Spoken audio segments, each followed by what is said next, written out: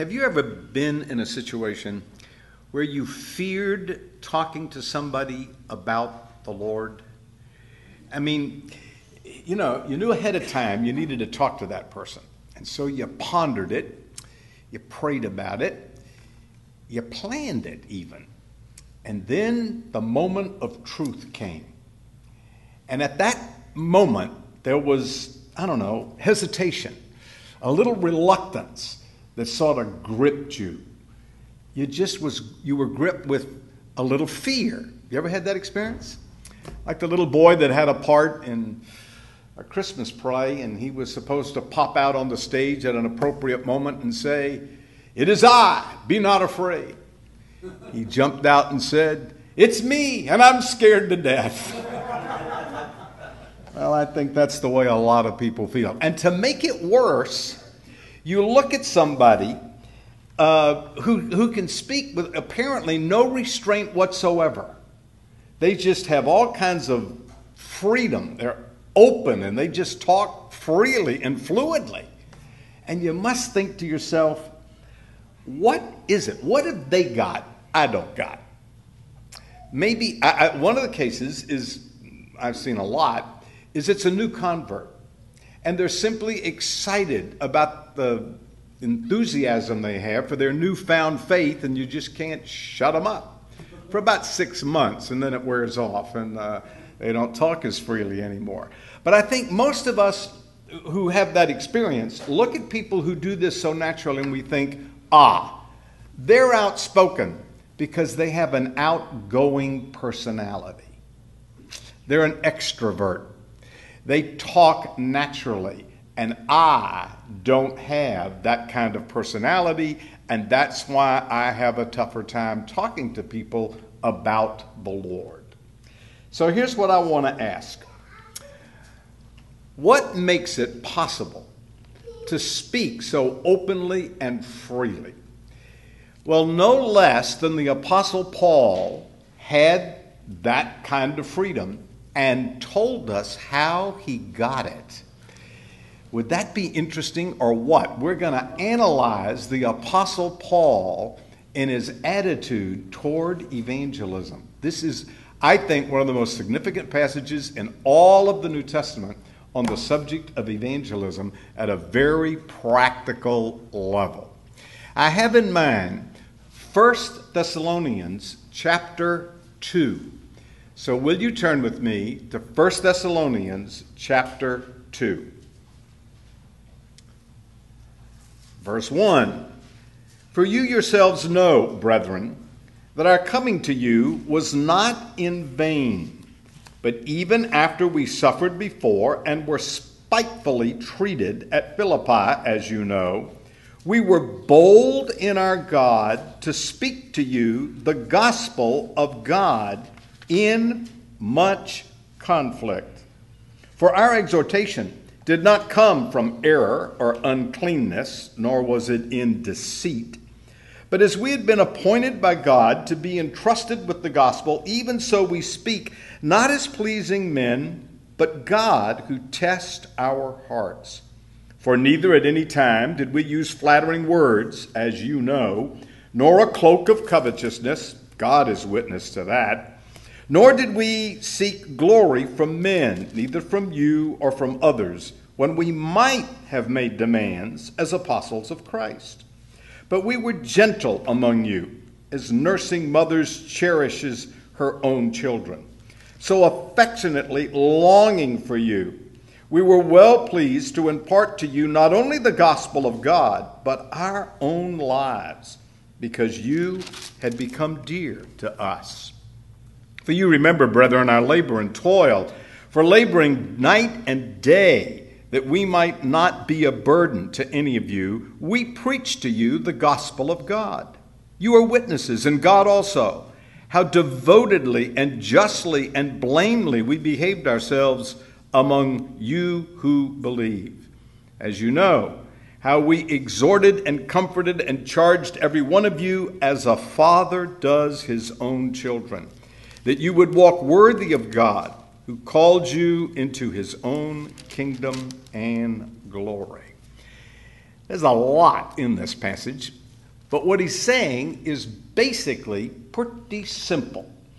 He starts out talking about coming to them. He says in verse 1, "For you yourselves know, brethren, that our coming to you." So he's going back to the first time he came to the city. And he's going to talk about that visit. And of course, and it was in that visit that he led a number of these people to Christ. So he says, I want to go back to that time. And I want you to remember, he says in verse 1, "I did not come in vain." The word that's translated vain means empty. And the idea is, I did not come empty-handed when I came. The image is rather simple. Imagine a grandfather going to visit his grandkids, and he takes toys, a little truck for the son, a doll for the girl, maybe lifesavers and gum and candy. And he goes back home and he writes a letter and he says, "I didn't come empty-handed." Well, that's exactly what Paul is saying. I didn't come with nothing in my hand. I came not empty-handed. So the question automatically is, well, what did you come with? And the answer is in verse 2. "But even after we had suffered before and were shamefully treated at Philippi, as you know, we were bold in our God to speak to you the gospel of God in much conflict." So, the simple sum of these two verses is, I didn't come to you empty-handed. I came to you with a fist full of the gospel. So, that's basically what he's saying in these verses. Only what he says in the process is most fascinating. For example, he says in verse 2, "We were bold to speak the gospel." Now, when you hear the word bold, what do you think? I think most of us would immediately think of somebody who is aggressive. If it's a Christian with a Bible in their hands, they buttonhole people. They are blunt. They are maybe a little crude, right? Is that not your image of bold? Okay, I mean, doesn't that just sort of fit Paul? I mean, that's the way you think of him. Well, that isn't even close to what this is about. The word that's translated bold simply means the freedom to speak. That's all it means. It doesn't mean you raised your voice. Doesn't mean you were aggressive. Doesn't mean you were blunt. It just means you had the freedom to speak. That's all this is saying. Now, many of you know I'm a football fan of the Dallas Cowboy variety. Have been for years and years and years. To really appreciate the story I'm going to tell you, you have to have been old enough to remember the Cowboys when Tom Landry was the coach. Always impeccably dressed with a coat and tie, hat on the sidelines. I don't think there's anybody that does that today, but Tom Landry did. And just a very cool guy, you know? Very committed Christian. Matter of fact, he was on the board of the seminary I attended. Very committed to the Lord. Well, he was once interviewed by a reporter, and I clipped the article. I was so impressed because of my love for the Cowboys and even Tom Landry. But here's what happened. The reporter said to him, and I quote, "You have lapped the league a couple of times in terms of longevity, and you're not even winded. When you became the coach, did you ever have any idea that this job would last as long?" That's all he said. And Tom started talking. And he talked very calmly about his relationship to Jesus Christ. It was as natural as talking about the Cowboys to him. That's what this word means. It's just the relaxed freedom to talk. Now, this gets even more interesting when you look at some of the other details in this.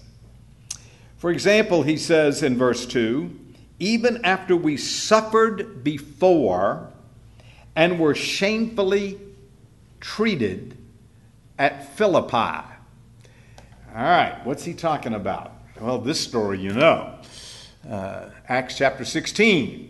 Paul and Silas go to Philippi and they preach and they get arrested.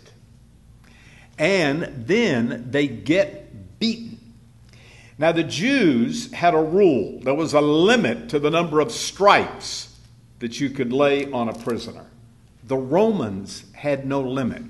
It was solely up to the whim of the magistrate. So we have no idea how many lashes they got, but we can be sure it was brutal. Now Paul says, I came to you and I talked to you about the Lord very simply. And that was after I'd been beat within an inch of my life just a few miles down the road. Now, I want you to walk down that road with me. They got released from jail. They're walking down an ancient road in sandals. It's a dirt road. Maybe we could pull up the shirt of Paul or Silas and see these long red welts down their back. And the first thing you would say is, it'll take a long time for those things to heal. So Paul says, remember that? Remember how I arrived? Beat up and bruised. And on top of that, he says in verse 2, and was spitefully treated. In other words, the suffering was not only physical, it was psychological. He was humiliated, publicly arrested on false charges, beaten and thrown in jail. What an indignity. And he says, listen, we were really beat up by the time we got to Thessalonica. I mean, they left Philippi and walked down the road and walked into Philippi, and the first thing they did was go tell people about the Lord. So I think it's just a little incredible that Paul had the freedom to speak. That's all he's saying. That's all he's claiming. When he was physically hurt, when he was psychologically hurt, and when nobody would have blamed him if he'd have said, you think we could take off a day or two before we go at this again? Maybe if we just took a little break, you think the Lord would mind? I mean, let's just go on a little retreat for a while. But they didn't do that. They didn't do that. So, the first point I want to make is very simple. Paul had the freedom to speak. The question I want to answer tonight is, how did he get that freedom? What was the secret to his freedom? And how do we get it? Well, it seems to me that in this passage, he gives us two reasons why he had this freedom. The first begins in verse 3. He says, for. I'm going to come back to that in a second, but drop down to verse 5, and that verse begins with for. An analysis of this passage indicates that he's giving us two reasons, each that begin with the little word for. So what are they? Well, let's look at the first one. Go back to verse 3. For our exhortation. Another way of saying our message, our appeal, if you will, did not come from error or uncleanness, nor in deceit. Now, he's talking about his message, and he's saying this is where it did not come from. Now, why did he bring up those three words? Error, uncleanness, and deceit. Well, in Thessalonica in that day, they had false gods. And from a Christian point of view, those were in error. They would look to Zeus for rain and harvest and virtually everything. Well, to come in the name of Zeus would be to come in error. The word unclean is used other places in the New Testament and almost always connected with sexual immorality. So it doesn't in and of itself mean that, but it's associated with that in the New Testament very clearly. A number of Bible teachers have pointed that out.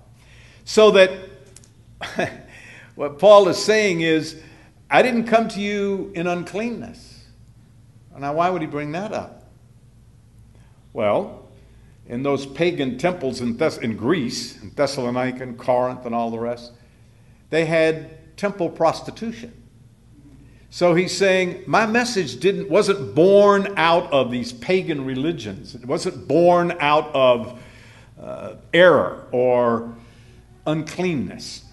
And then he adds one more, nor deceit. There was nothing deceptive about what I came to tell you. The Greek word translated deceptive means bait. So in order to really appreciate this word, you have to become a fish for a moment. So you're swimming around looking for dinner. And what you see in the water is a worm. And you think, dinner! And you grab onto it and come to find out you are dinner. You just got deceived. You thought it was dinner. It was bait. Now, Paul said, I didn't bait you. I didn't deceive you. I didn't come to you with a false message. All right? He's still talking about the message. And here's what he says. Verse 4. But as we had been approved of God to be entrusted with the gospel, even so we speak, not in pleasing men, but God who tests our hearts. Now, there's a lot of phrases in here we could talk about, but the essence of what Paul is saying in these two verses is this. I'm talking about the exhortation I came to you with, the exhortation of the gospel. It was not out of error, uncleanness, bait, deceit. It was from God. And that's his point. And he says it very clearly in verse 4. We were entrusted with the gospel. By whom? By God. And so, we weren't trying to please men. We were trying to please God, who tests our hearts to see if we would be faithful to giving out the message he told us to give out. So, the idea here is this. Paul says in the first two verses, I had the freedom to speak. He uses the word, in English translation, is word bold. And then in verses 3 and 4, he gives the first reason why he was bold. And it is that I was convinced this message was from God. That's what he's saying. I was a trustee. I didn't give you some message that was error. I gave you a message that was from God. So he's telling us he was convinced this gospel came from God. Let me illustrate. Let's suppose, and you're going to have to use a little imagination. Bear with me, all right? Let's suppose that a very wealthy man had a large sum of money that he wanted to give away, and he drew up a trust, and he made you the trustee. Now, here's what he said. I've got a certain criteria for people that I want to receive this money. So here it is. Now go find them, and when you find a person that meets this criteria, give them a large sum of money. Maybe thousands of dollars. Would that be a hard job? Would you enjoy doing that? One of the, I want to say funnest, is that a word? One of the most fun we ever had was a wealthy man said to Patricia and I, when I was a kid, it was Christmas, when I was a kid, I didn't have a bike. And I'm going to give you, this is a number of years ago, I'll give you $500. Go find kids who aren't going to get much for Christmas. Buy them a bike and give it to them. Talk about fun, you know? Could you handle that? Yeah. All right. That's the imagery. I'm a trustee. Well, imagine going to somebody and saying, you have been chosen. You have been selected. I am about to give you a check for $25,000. The person looks at you and said, oh, this is a mistake. That never happens to me. You know how many lottery tickets I bought, never won one time? That's a mistake. Is this money stolen? Is it hot? What's the trick? And if that happened, you would say, I'm not making this offer out of error. It's not a mistake. I'm not making it out of uncleanness. It wasn't stolen. I'm not making it out of deceit. There is no trick. I just know somebody who, out of the goodness of his heart, wants to give you something. That's what Paul is saying. And that is why he could go speak so freely, even when he was in physical pain and psychological hurt. He just said, look, God gave me this trust, and I'm distributing it, and I'm loving every minute of it. So that's why I came and talked to you. There's a second reason, and he goes into great detail in this one. It begins in verse 5. He says, for neither at any time did we use flattering words, as you know, nor a cloak of covetousness. God is witness. Now let me pause here for just a minute and say that as you start reading at this point, you get the impression that he's talking about his method. But as you read a little deeper, that's the impression you get out of verse 5. And even verse 6 to some degree. But as you read the rest of the passage, it becomes evident that he's not just exactly talking about his method, he's talking about his motive. So look at this with that in mind. He says, neither at any time did we come using flattering words. That was not my motive. Now, flattering words are designed to, what would we say, butter people up so you can get something out of them. He said, look, that wasn't my motive. I wasn't trying to butter you up, we would say in the vernacular. There's a huge difference between flattery and appreciation. Appreciation is sincere. Flattery is insincere. Appreciation is unselfish. Flattery is selfish. Appreciation is from the heart out. Flattery is from the teeth out. So Paul says, look, I did not come with that kind of a motive. I wasn't doing this for myself. But he says, and he goes on to say, nor did I have a cloak of covetousness. Now, this is what's getting down to the motive part. It's buried in the word flattery, only you got to dig a little to get that one. But this one, it's very clear. Now, if I had on a suit tonight, I'd pop up my collar and, turn in the lapels and put my hand in the coat pocket like I had a gun. Imagine a robber with a gun in his pocket. And the idea is, I got on the coat to hide the gun. So he said, I didn't put on a coat, a cloak, to hide the covetousness. Again, he's talking about his motives. And he's saying, it wasn't selfish. I didn't covet anything. I wasn't after anything. Matter of fact, now this is what he goes into detail about. Pick it up at verse 6. Nor did we seek glory from men, neither from you nor anybody. Now we could have. I was an apostle and I had the right to, live as an apostle.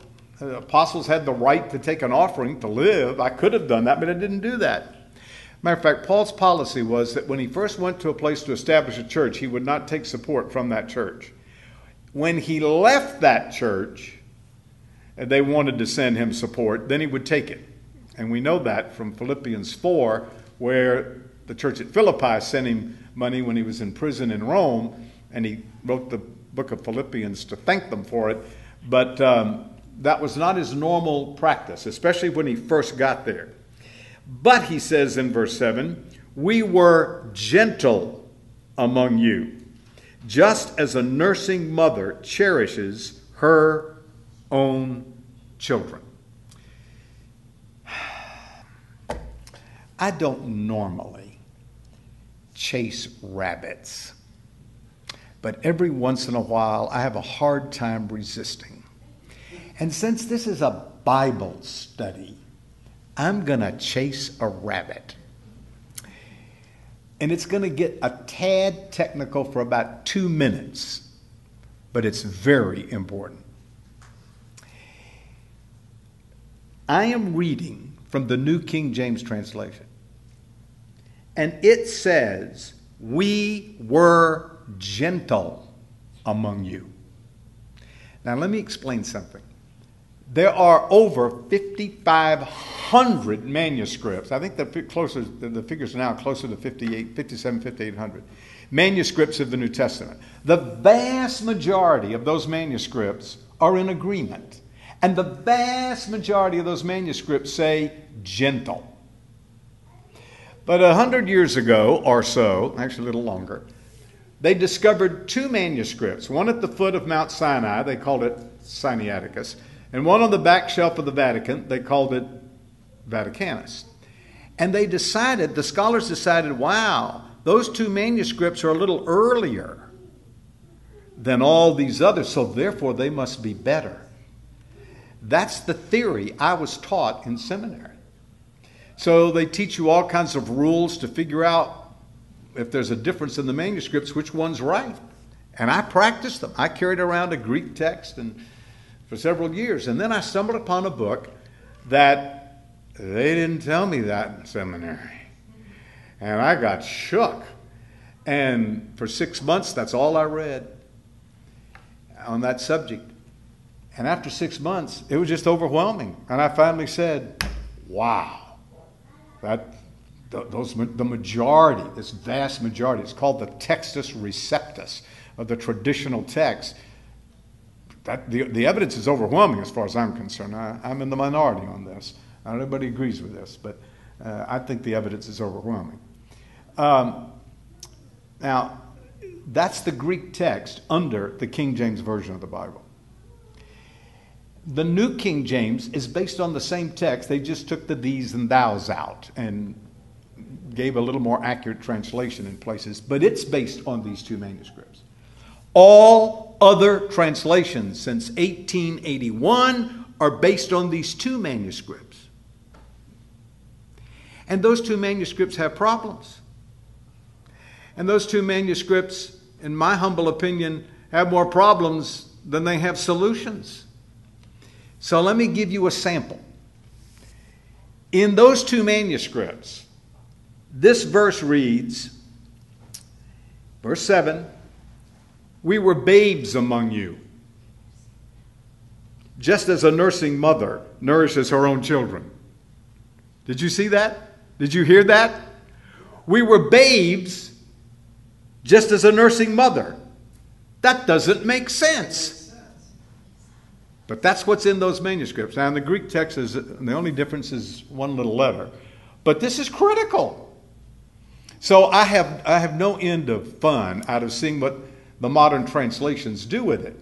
And of course, the New American Standard and some others translate it gentle. Now, at that point, they're fudging, in my opinion. They aren't being totally consistent with their theory. Those who have the theory would disagree with me about that, but they have all kinds of fancy little rules to apply. But you know, I've read commentaries that go on, page after page, and one of them finally said, "There is no text like common sense.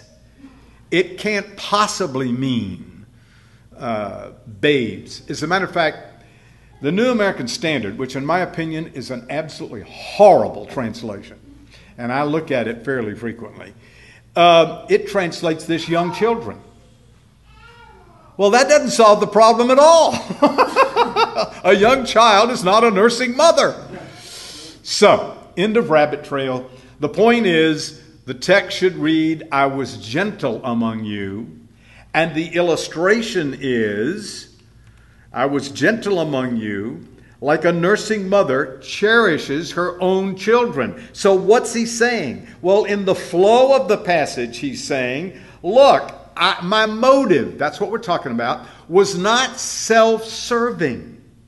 I wasn't serving myself. That's the point of verse 5. And he said, I wasn't seeking glory from men. That's the point of verse 6. Rather, I just wanted to serve you. That's his point. Like a mother who is gentle with a newborn, wants to feed the newborn and is gentle with it, that is how I came to you. And because that was my motive, I had the freedom to speak. I wasn't worried about me. I was worried about you. Now, the rest of the passage fits that perfectly. Look at verse 8. So affectionately longing for you, we were pleased to impart to you not only the gospel of God, but our own lives, because you were dear to us. You see what he's saying? As a mother, a nursing mother, cherishes her children. I loved you. Now look at verse 8. You were dear to us. For you remember, brethren, our labor and toil and laboring night and day, that we might not be a burden to you. We preach to you the gospel of God. Now what he's talking about is I didn't take my financial support from you. I made tents. I had a job. And I worked and took me night and day. And he said, you're witnesses, verse 10. God also, how devotedly and justly and blamelessly we behaved ourselves among you who believe. As you know, how we exhorted and comforted and charged every one of you as a father does his own children. So he's talking about his relationship to them. On one time it's a nursing mother, and the next illustration he uses a father who cares for his children. But what his point is I did this because I love you. That was my motive. Franklin Delano Roosevelt had an assistant named Wendell Willkie. He was a weak, frail man. And somebody asked FDR once, why do you keep him around here? And Franklin Delano Roosevelt said, because everybody who comes through that door wants something out of me. And Wendell wants to know what he can do for me. That's what Paul's saying. I didn't come to get anything. My motive was simply to serve you. People do not care how much you know until they know how much you care. That's what Paul is saying. I cared about you. You know that.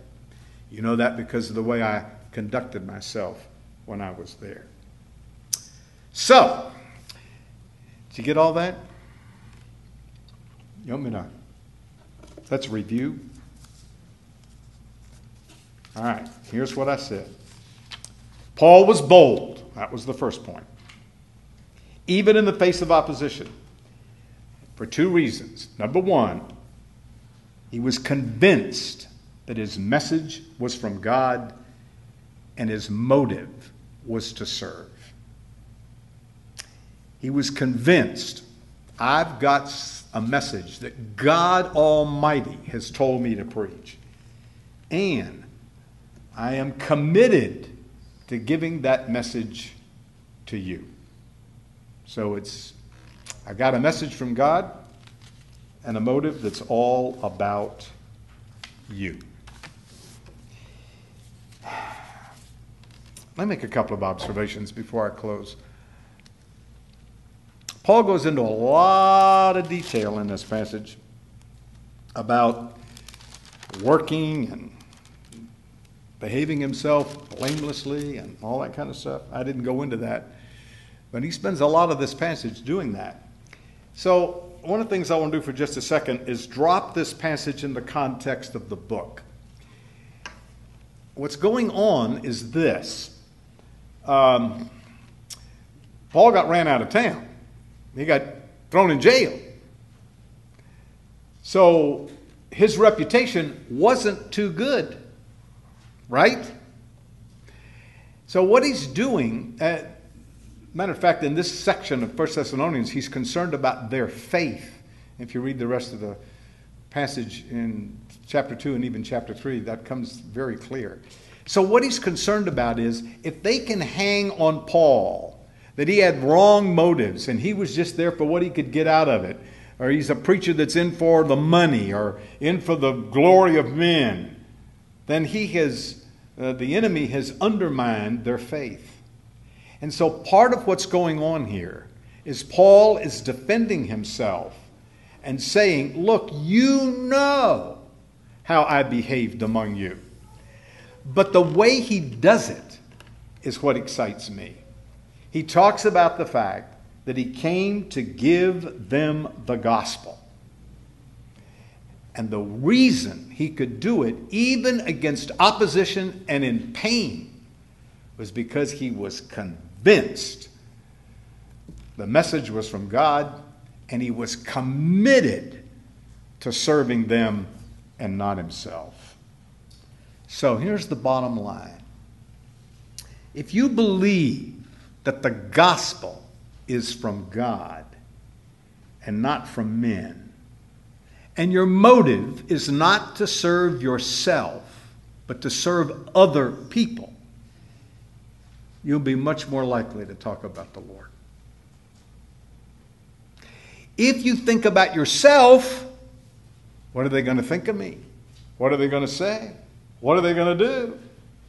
You'll be more likely to not talk about the gospel. So the issue really comes down to, are you going to think about you? Or are you going to think about them? And are you going to think about where this message came from? If you get that order straight, you will have the freedom to speak. Or to say the same thing another way, this is not a matter of personality. It is a matter of spirituality. Matter of fact, I will go so far as to say, I think a lot of people look at extroverts and say, oh, they do it. They're just outgoing. They're gregarious. They're people persons. That's no problem for them. Then you don't know them. And I am one. So I can speak from experience. What happens with that kind of a person is it's harder for them to talk because they want to be liked. That's what motivates them. And so sometimes it's harder for an extrovert to talk than an introvert. This is not a matter of personality. I've known people who were introverts and great at witnessing for the Lord. And I've known extroverts that never witnessed for the Lord. So this is not personal. It's spiritual. If you are convinced and committed, you will communicate. If you're not, you won't. And it's that simple. So if you focus on yourself, you'll be silent. If you focus on the Lord's command and the concern for people, you will speak. Amen. So the point tonight is that you make some mental adjustments. And the adjustment is, I've got the greatest message in the world. I got a message from God. Jesus Christ died for you, arose from the dead, and all you have to do is trust him to get to heaven. I don't want anything out of you. I want to give you something. Right? All you have to do is trust Christ. What a message. I'm a trustee. Got a wealthy benefactor giving me some instructions to give it away. That's wonderful. And if you really want to help people, then it's a whole lot easier to speak. Many years ago, I was a member of the First Baptist Church of Dallas, Texas. The pastor was Dr. Criswell, who in my opinion is probably the greatest preacher I ever heard. I don't know how many years he pastored that church. A long, long time. He decided one day he was going to preach through the Bible. He started in Genesis, and he just took it in order. And 17 years later, he got done in the book of Revelation. But I've heard some great preachers. But when Dr. Criswell was clicking, I mean, he was peerless. I heard him tell a story once. Matter of fact, I interviewed him once as an assignment for class. I was in seminary at the time, and he gave me the illustration. And here's the illustration. I can't do it justice like Dr. Criswell could do it, trust me. But you'll get the point. Hugh Latimer was a very famous preacher in England during the reign of Henry VIII. And so he preached before the king, which is a story in itself. I'll refrain. And he preached rather boldly. And Henry didn't like it. So he ordered Latimer to preach again on the following Sunday and apologize for the offense that he had given and that on the previous Sunday. The next Sunday, Latimer arrived at court, read his text, and he began his sermon. And this is why I had to have Dr. Criswell give me a copy of it. Here's what it said. This is in the history books. Hugh Latimer's talking to Henry VIII, who beheaded one of his wives. I think he beheaded two of them or something. Yeah, he beheaded several people. So Hugh Latimer is standing before Henry VIII, and here's what he says. Hugh Latimer, dost thou know before whom thou art to speak today?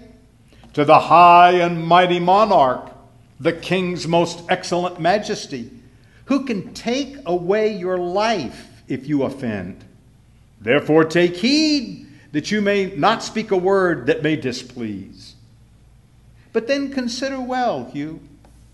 Do you not know from whence you come, from whose message you are sent, even by the great and mighty God, who is all present, and who beholds your ways, and who is able to cast the soul into hell? Therefore, take heed how you deliver the message faithfully. And having addressed himself, Latimer preached the same sermon he had preached the week before. And as I recall history, Henry later took his life, as I recall. That's not the point. The point is, in a very fearful situation, he didn't think about himself. He thought about, God has given me this message. Therefore, I'm going to tell it to the king who has the power to chop my head off. Wow. Let's pray.